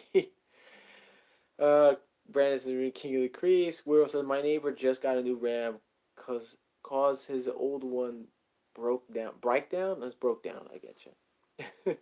Brandon says, I usually find out if we have any Saturday work on Friday night. There you go. Because I call before I get off work. About 20 minutes, not even 10 minutes before I clock out, I call my office and I say, hey, you guys, do you guys need me? If I'm available on Saturday, if I feel like, I have nothing planned, then I will work and make the extra money. And then I say, hey, you guys have any Saturday work, blah, blah, blah, or service call you need to be done? And the majority of the time, they tell me no. And I'm like, okay, cool. But when the day comes and, my fiance and I, we get together, we want to relax, or maybe we do last minute plans and we say, hey, let's go out. They'll text me and say, hey, can you come on down and do that? I'm like, dude, you said no. I'm busy now. You had your chance. I usually find out we have any on Friday night. Haha, no surprises there, Wheelrow. Wheelrow says, I said, why would you think new one's better? String being. Oh boy. Demon says, I'm gonna move to Jersey and work for Randman, do maintenance on his properties. Renaissance Man, why, says Mac. Brandon says, did he get the new body styles at Wheelrow? Demon says, Richie. Wheelrow says, I think it's 2 years old. Wheelrow, but it's tricked out. Renaissance Man at Elvis. I walk from those roach motels. Not my gig. Woof. King of the Creek says, Demon wants to work for BCG. I would like to. I'll work for Vince. Why not? Be his personal electrician. Although I'm not licensed yet, but yeah, just to be on the job site. Say, hey John, can you just take out that outlet? My guy's got to tear down that wall. Can you just demo that outlet? You know, how much I charge? Let's just say that would be between me and Vince if that was if that was the case. But if I had a car, dude, if I was set up with my own vehicle, my work truck, my own very work truck, I would probably definitely be the guy who calls. I'll take the drive down there for the money, if the money's right. You know, definitely. Why not help another YouTube creator in his business, right? Maybe who knows? He would do he could do you back. Demon wants to work for VCG. Willow says, I tow every day with my F-150. You would think he knows that. Brandon says, whoa, everybody's giving me Instagram likes. Nice. I like it back, everybody. Let's see. Brandon says, I would happily work for VCG. Demon says, I thought you owned some properties, bro. Who you talking about, me? I don't own properties, man. I'm not a contractor. I'm a worker, like electrician, like worker, mechanic status type. Streamy says, that is just me creeping in and out of 15 different live streams right now. EGM, hi, says Streamy. Streamy, you stalking? You stalking everybody's live stream, man? You gotta quit stalking. I'll call the YouTube police. King of the Creek says, yeah, Brandon, you gotta be in Camden every day. Brandon living dangerously at King of the Crates. Renaissance man. Mac, we are mostly adults here. We can disagree civil. Don't need wrenches in here. Renaissance man says that Elvis, I did a few years back after the crash. It wasn't worth keeping them. Damn. Sorry to hear that, bro. Max says that Renaissance man, wrenches fix everything. Brandon says no wrenches needed, just impact drivers at Renaissance man. Dan Sonerholm says, so when is the big day? Okay. At Klein Guy John. Okay. We're not sure. We're just trying to get things together, financially, which is so far okay, but it's going to be better. It could do better, but it will. But when that happens, you guys will know. Definitely know about it. So I'll keep you posted. Max says at Brandon, give me one of those then. Renaissance Man says, Mac, not the wrenches on YouTube. Mac J World says Mac J rolled through stream right. I don't know. Yeah, you just rolled on through. Brandon, what? Demon says, yeah, I hear you, Red Man. My boss took advantage of that cash and bought a bunch of properties from struggling owners. Wow, that sucks. I hate hearing about that. Struggling owners and Renaissance Man. Max says Renaissance only wrenches on YouTube. Demon says crash. Max says Klein Guy John, can you 3D print me? Oh, dude, I'm sorry. Mac, you gotta take it easy, man. Not here, bro. Not here. One more, I gotta ban you. Sorry. At Elvis, being house rich and cash poor isn't way to go. Demon says, nah, this guy has money, bro. Renaissance Man at Elvis, we all do until we don't. Brandon says, are we invited to the wedding? Klein Guy John. I don't know. I mean, it's gonna be small, so we're inviting a small group, family, relatives. Possibly, I'm not sure the numbers, so we're still going through that list. Mac, you ain't got balls, says Wilro. Dan Sonham says, that's cool. Sorry, I didn't mean to make you uncomfortable about it. No, man, it didn't make me uncomfortable about it. It's just we're doing a lot right now to try to make ends meet and pay off bills and what have you. Any typical person out there who's going through the daily struggles like you guys are. We're trying to get through and we're trying to conserve enough cash and get looking forward to getting a house. We're not making plans on staying where we're at forever. So that's what we're trying to work on. We're basically trying to work on getting a bigger home, a home of our own. Demon says these guys have investors from Dubai and Europe. Weirdo's clapping. Thanks, Weirdo. Kona Man Studio, I'm crashing in to say hi. Call my bros and depressed like button. Y'all take care. Thanks a lot, Conan man. I appreciate the like, man. Smashing that like button. Kona, what's up? Says Weirdo. Demon says no ribs tonight, Weirdo. Max says I have I'm not gonna say. Brandon says, hey, Kona at Kona Studio, take it easy, man. Weirdo figures. Sorry, I meant to say llama. Llama? Yama? I don't know what you're saying. Renaissance Man says, being rich, isn't all what it's cracked up to be. Bigger you get, the busier I got. Less time I had, simply as much as I believe that, bro. I do believe that. That is a good point there. Being rich is okay. If you're neck, then what's up, guys? I just missed out who said what. Happy anniversary, Kona, man. Brandon, it's my anniversary. I got stuff to do or somebody to do, guys. I'm normally bald. You that. Okay.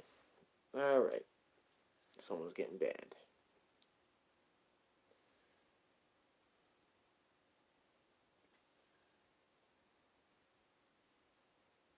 In fact, I'm banning Mac. Told him. I warned him already. Being happy is more important than being rich. That's true. I believe that. Dan is out at home. I totally get it. Thanks, Dan. Dan man. Weirdo says, Kona, see ya, man. Congrats. Yep, congratulations, Kona. Happy anniversary, my man. Mac gotta go. I already banned Mac. Happy anniversary at Kona Man Studio. Yo, Kona, says Renaissance Man. And somehow Kona Man. Yo, I haven't seen Kona Man in a while, man. He has been on the chats and in the stream. I haven't seen him at all.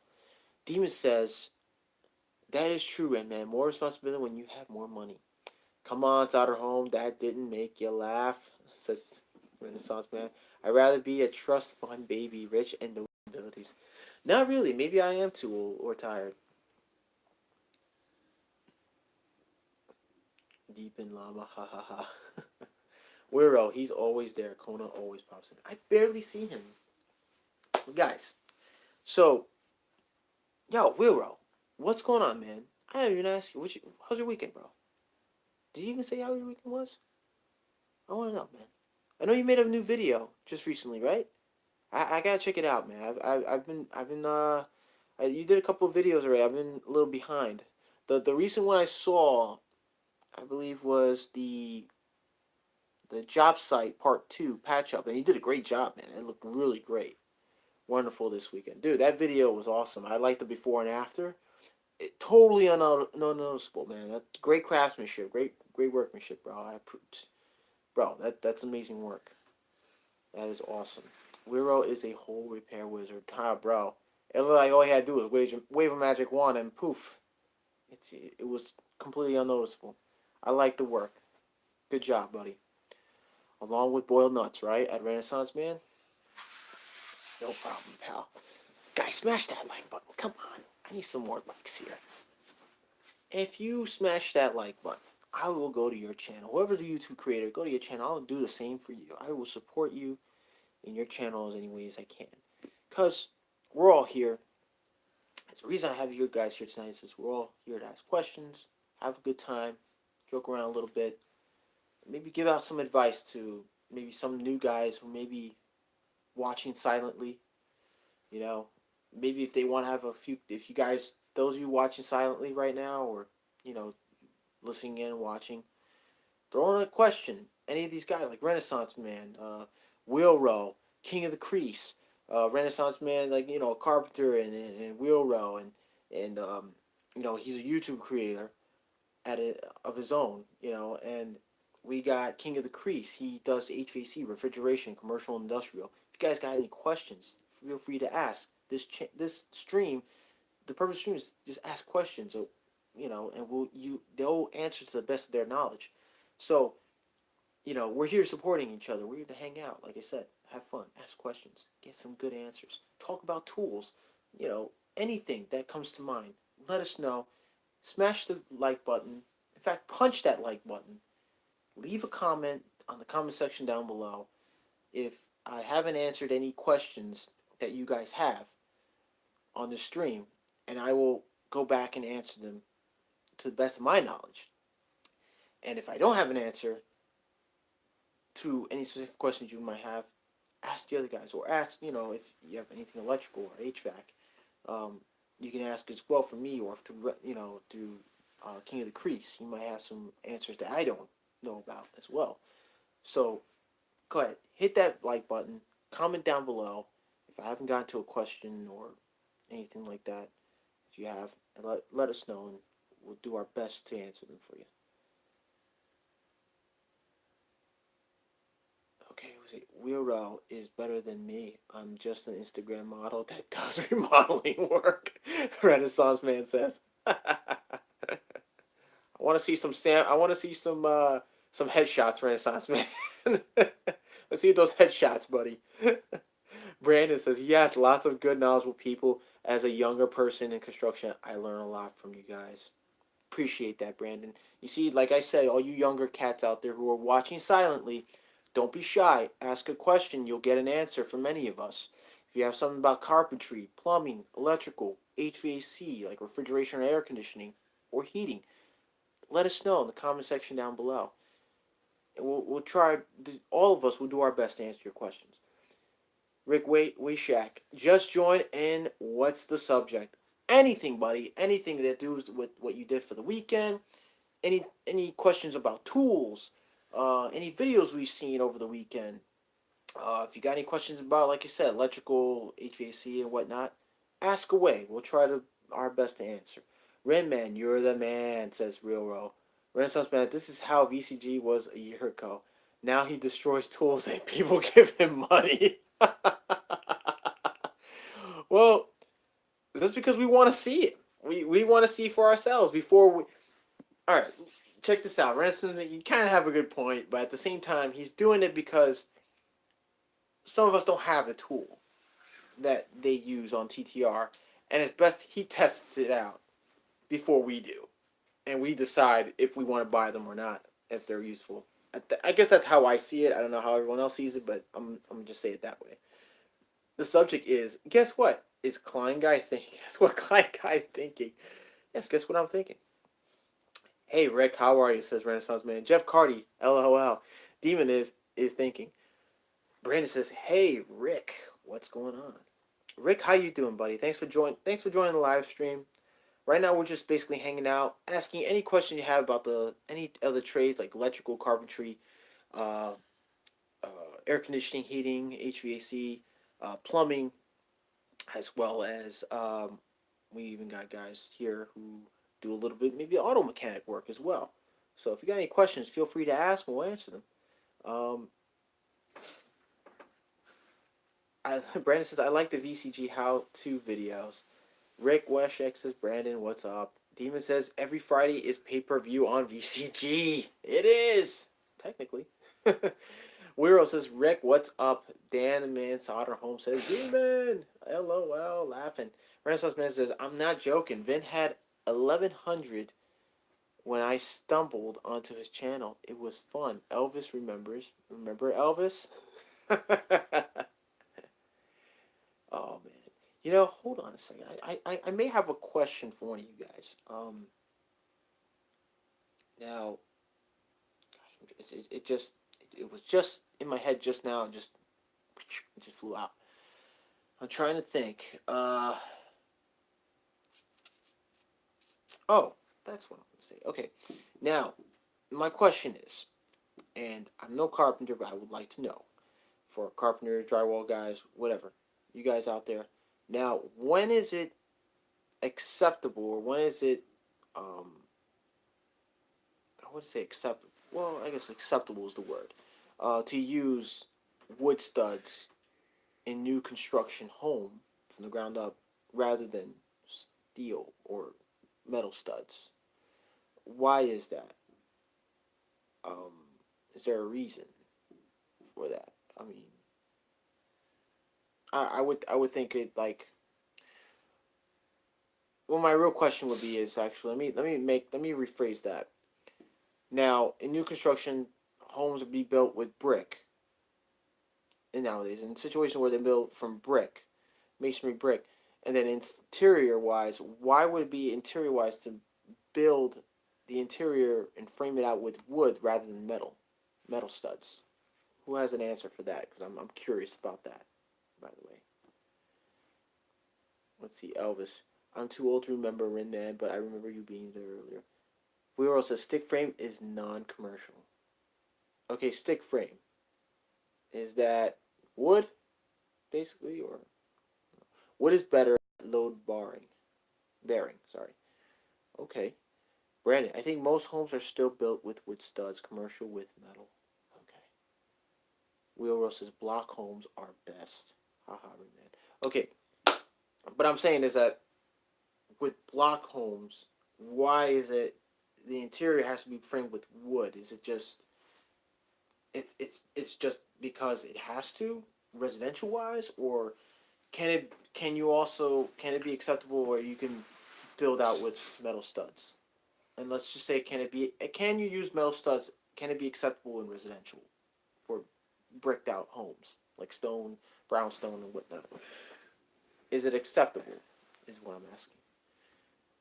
Haha, Rayman sometimes. Dan Hans Arm says the metal studs cannot handle the weight of ceilings and everything above. Oh, okay. I believe it's for the ceiling and floor joists. Okay. All right. So there you go. Thank you. Thank you. Because that I've always pondered that question. Because my dad does a little bit of carpentry and stuff, and I never really asked him why that question. I guess it just never occurred to me. I believe it's for the ceiling and floor joists. They don't make 2x10 steel joists. Okay. Gotcha. Gotcha, Ren. Gotcha, Ren, man. Thank you. Also, affordability. Okay. Yes, affordability wise. Now, which is cheaper, wood or metal? What will be the cheapest? All depends on your wallet, says Demon. Brandon says wood.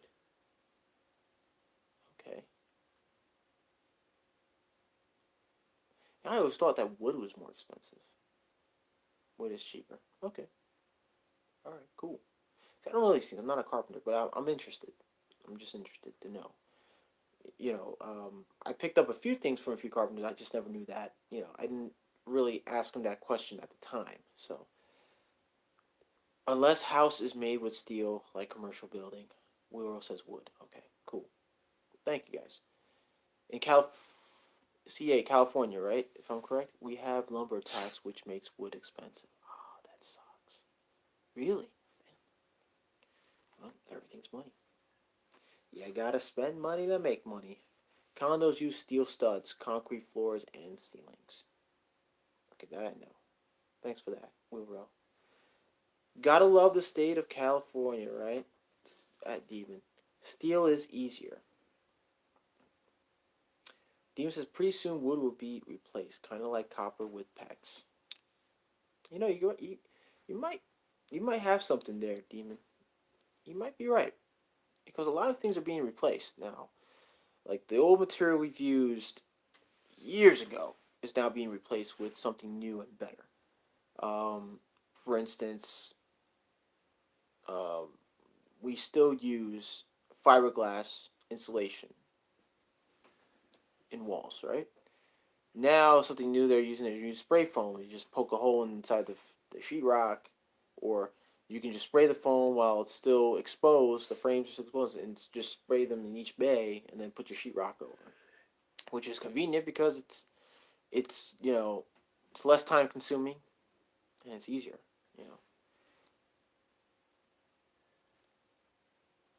Elvis can't wait. Wait. Let me see something. Rick says, I haven't seen metal studs on homes in PA in my 40 years of carpentry. Oh, it's a long time. Demon says, gotta love it, Brandon. Renaissance Man says, at Elvis can't wait. Then my 887 won't explode in my hand when I put a paddle bit in it. Hey, Demon says, haha, Red Man, just give it some time, Red Man. Yeah, you gotta give it some time. So, uh, is there any questions you guys want to know? I think metal, says Jeff Cardy. Renaissance Man says, at Rick's, some guys use them in basement fit outs. Oh, good point. Good point there, Red Man. Actually, I've seen that in a home. They use metal studs instead of wood. But majority of the time I've done electrical is mostly wood in homes. So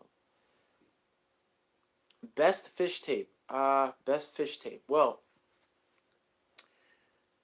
when you're doing electrical work, um, well, let's say you're running wire through walls.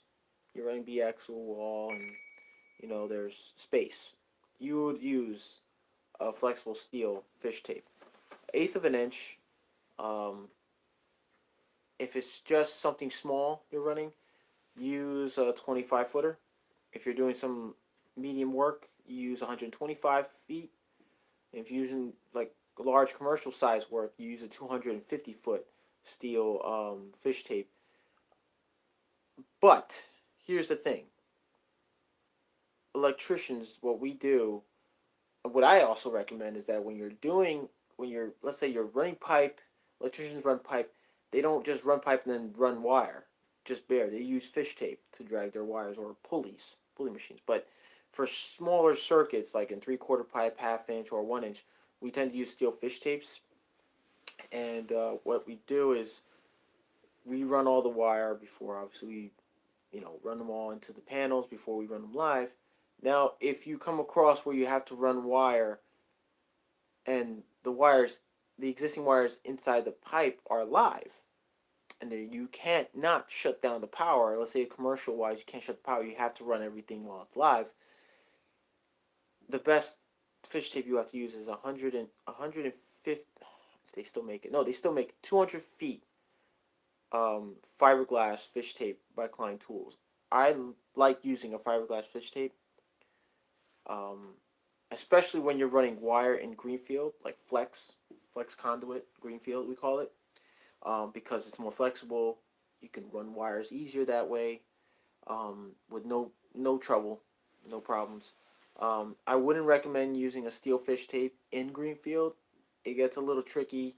You kind of have to always play around with it to get the fish tape to the other end to tie off your wire, and then pulling it back is sometimes an issue.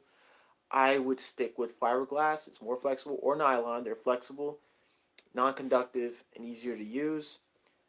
But it's also recommended not to tie in a lot of circuits, so many wires to one fiberglass fish tape, because you're more prone to be pulling it more.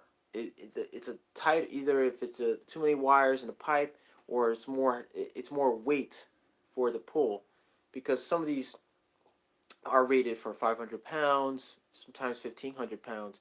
But if you're pulling over 1,500 or over 500, depending on the fish tape, you're gonna most likely break the lead head off, and end up losing, you know, scrapping or trying to repair the fish tape.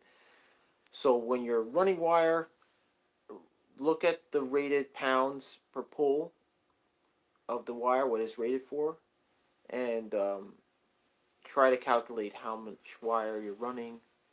And you kind of have to kind of guesstimate in your head, like how heavy the wire is going to be pulling, or you can just basically feel it being pulled. And if it's too heavy, it's recommended you use a steel fish tape with a flexible lead. They make flexible leads that you have to install the tip of your fish tape so it can get around corners, tight corners like 90s, and tight, corners around Greenfield. And it's quite useful, so for that as well. But I wouldn't recommend using it in live panels. You could, cause a short or get electrocuted. So now I want to go fishing. Damn you guys, says Renaissance Man. So, did I answer that question for you guys? Who asked about that? Oh, Weiro. Best fish tape, like I said, Klein Tools make the best fish tape. It all depends on what you use it for. You have to check the rating on their fish tape and make sure you're using it properly, and not for and not what it's, you know, if it's not meant for its intended purpose or whatever. Use it for its only intended purpose of pulling wire. I was going to say it cooler. Touchdown, KC. Nice, sexy, flexy conduit. Yep, there you go, sexy, flexy conduit. It's coming back, Brandon. Dan Man says, gotta head to bed later, y'all. Later, Brandon. Have a good night, buddy. Renaissance Man says, I also use a retractable sewing tape measure. I'm a pro now. I can eyeball keeper. Good night, dead ass. Renaissance later, solder home. Later, Dan. This man, solder home. Weirdo says, later, Dan. Renaissance Man, now I want to go fishing, damn you guys. Brandon says, well, no touchdown, KC, LOL. Damn. Jeff Carty, good night, Dan. Renaissance Man, yes, John. Weirdo says, I don't know what you think, Brandon. Can't put the game in the ref's hands. Demon says, which team works best for catching piranhas, Red Man? Brandon says, true, this is a close game. Oh, so what's going on in the game? Because I can't watch it, which kind of sucks, but what's going on, guys? At Elvis Bacon tape. Bacon tape. Hey, that can be used for piranhas. There you go. Bacon. How about turkey bacon? I love turkey bacon. 17-14 Pats. Oh, man. Come on. Pats are winning? Oh, boy. That's not looking good. Not looking good at all. So, actually, I do have a little bit of news. If some of you guys may know her, is Leah from C. Jane Drill. She posted a message on YouTube. I believe she has a someone close to her. I believe possibly has passed away. A great loss.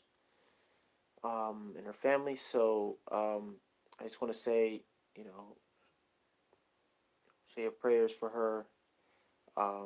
She is based in Seattle. She's a YouTube creator. She's very well put carpenter, and she's really good. Check out her channel on her videos, guys. Her channel is called C Jane Drill. Jane as Jane.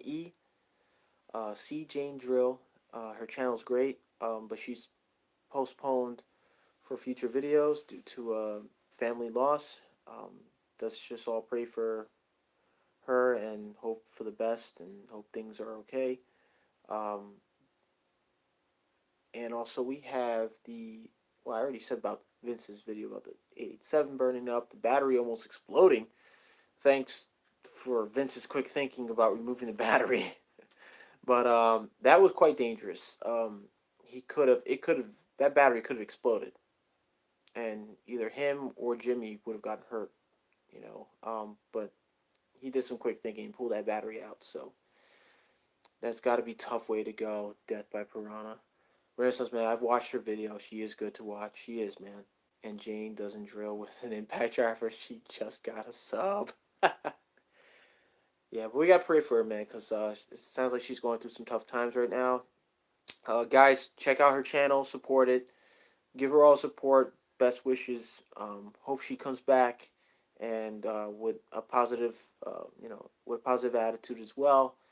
And just hope for the best, pretty much. Pat's Ball, Billy Mays. Told you, Brandon. Ha ha ha. Jimmy could have lost his beard.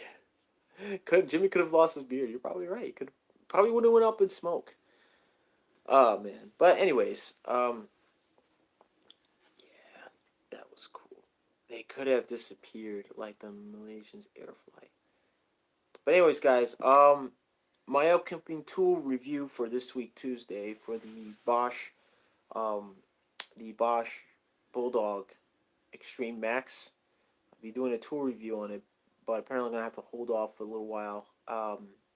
Probably till next week. Fortunately, I'm still working on the video. It's been kind of busy for me lately. It took some time for putting up my Klein tool video, and it took almost a month, really over a month, to put in. And then it took a lot of editing and a lot of hard work into it. So hopefully this upcoming video for next following week's tool review Tuesday will be better. I'm hoping to catch some good video of the hammer drilling, and hope to see that you guys will enjoy it. And I'm gonna make it the best video as I can. So with what information I got on it and the experience I had with it. So guys, I'll keep you guys posted. Keep a lookout for the bell. Hit that bell notification if you just got into this channel and checking out this live stream. If you're new on this live stream, subscribe. Hit the bell notification for future videos that I will be posting and notifications. And also, I go live every Sunday night at 7, and once in a while go live on a job site. And if you want to check out my previous videos on job site, just click that link right here. Okay, and it's not here now, but it will be here after this live stream is over. For those of you who missed this live stream, check it out. And until then, next time, guys. Have a good night. Have a great weekend. Wait, isn't Wiro Carlitos, aka DCG neighbor? Enjoy the football game, guys. And like I said, enjoy the rest of the night. Get ready for the work week tomorrow. And I'll see you guys on the next one.